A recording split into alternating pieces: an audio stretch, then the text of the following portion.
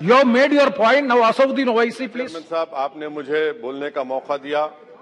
मैं इस तहरीक अदम एतमाद की तायद में खड़ा हूं जिसको टीआरएस पार्टी और हमारी पार्टी ने दिया, जिसको स्पीकर साहब ने कबूल किया।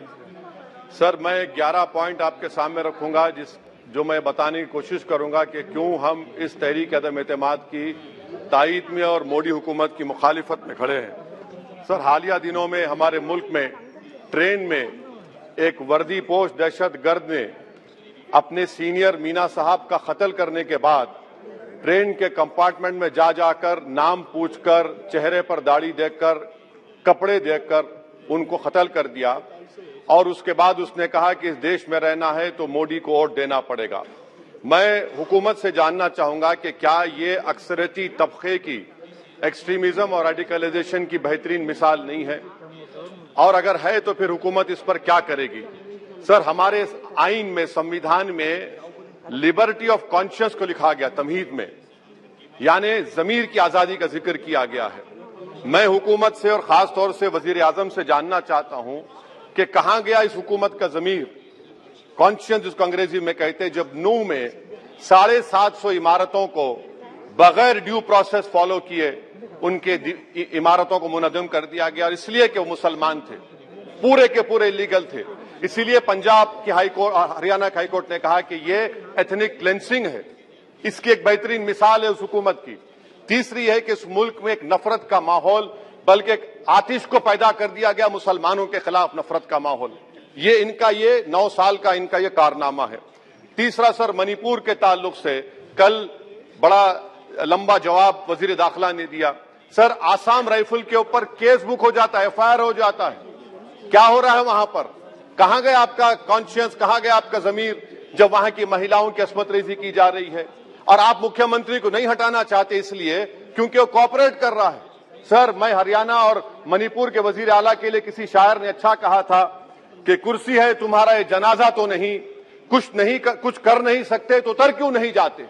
आखिर कहां गया? उन ताबूतों में खो गया कि आपका कॉन्शियस, आपका जमीर, जहां पर 50,000 लोग बेघर हो गए, यानी 6 लाख हथियारों को लूटा जा रहा है। आखिर कौन सा आप इंचार्ज वहां पर हैं? सर, 4था पॉइंट, हिजाब को एक मसला बना दिया गया और मुस्लिम बच्चों को तालीम से महरूम कर दिया गया। क्या ये आपका लिबर्टी ऑफ कॉन्शियस है? कहां गया आपका जमीर? सर, अभी आपने फाइनेंस मिनिस्टर साहबा ने कहा, यहां पर डीएमके के मोहतरमा कनीमोजी ने महाभारत के द्रौपदी का जिक्र किया। मैं ये पूछना चाहता हूं, बिल्किस बानो इस देश की बेटी है या नहीं? जिस बिल्किस बानो को 11 लोगों ने रेप किया, प्रेग्नेंट थी, उसकी मां का रेप किया, उसकी बेटी को कत्ल कर दिया, उसकी मां का कत्ल कर दिया, आपने कातिलों को रिहा कर दिया। ये आपका कॉन्शियस है? ये आपका कॉन्शियस है? आप तो मेजोरिटेरियन पॉलिटिक्स को फरोग दे रहे हैं। सर, चौथा, आज चाइना के ऊपर कोई नहीं बोलते हैं।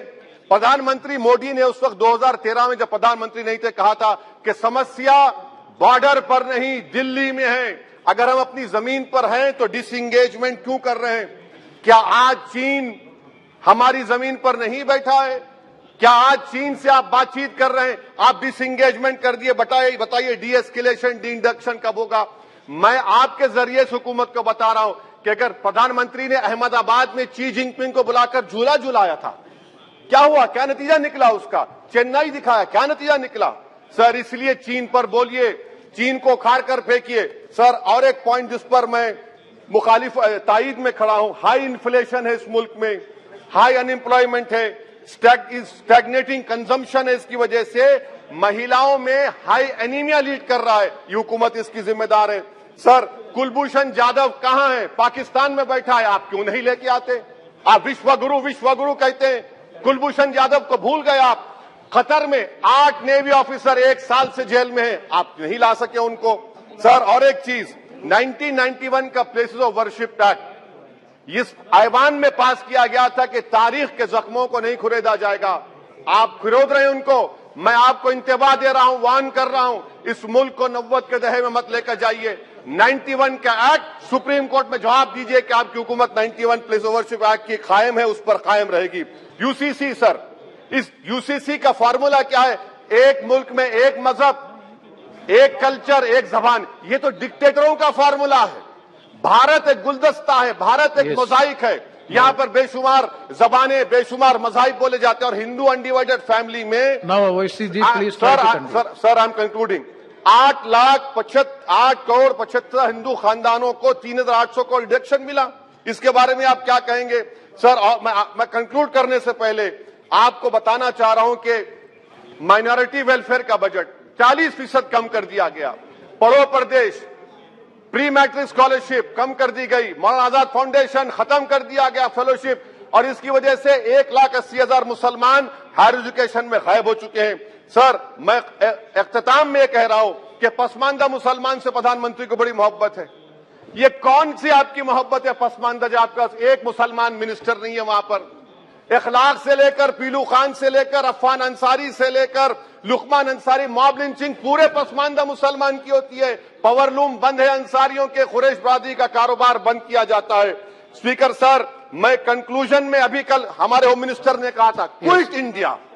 अगर इनको मालूम हो जाए कि क्विट इंडिया का नारा एक मुसलमान ने दिया था तो वो भी नहीं बोलेंगे, वो नहीं मालूम था उनको। उसका मैं कंक्लूड कर रहा हूं, उसका नाम यूसुफ मेहर अली था सर। यूसुफ मेहर अली ने क्विट इंडिया का नारा बनाया, जिसको महात्मा गांधी ने सारे देश में एक पैगाम किया।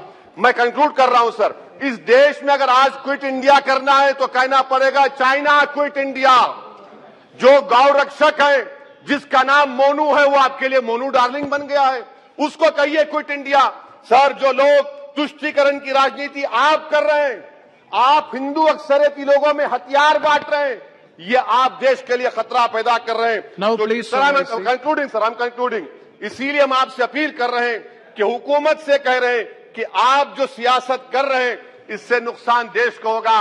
प्रधानमंत्री जब खड़े होकर जवाब देंगे, हम उनसे पूछना चाह रहे हैं, पॉइंटेड क्वेश्चन है, क्या देश बड़ा है या हिंदुत्व गोलवालकर की आइडियोलॉजी बड़ी है? मैं इस तहरीक अदम एतमाद की तायद में खड़ा हूं और हुकूमत की मुखालिफत में। सर, एक आधा मिनट सर, दो लोग, दो महाज है इस मुल्क में, एक चौकीदार है, एक दुकानदार है। एक चौकीदार है, एक दुकानदार है। जब जुल्म हम पे होता कोई मुंह नहीं खोलते। यूएपीए का कानून अमित शाह ने लाया, इन दुकानदारों ने तायद की। आज उस यूएपीए का कानून में 83 साल का बुढ़ा सिपर खत्म करो, सिपर नहीं होने के से मर गया। आखिर कब तक दुकानदार और चौकीदार हमारी लाशों पर सियासत? सर, हम कंक्लूडिंग, कब तक सियासत करेंगे? अगर आप जुल्म के खिलाफ आवाज नहीं उठाएंगे तो आपकी दुकानदारी नहीं चलेगी, चौकीदार को बदलेंगे, तीसरा महाज करेगा। शुक्रिया सर।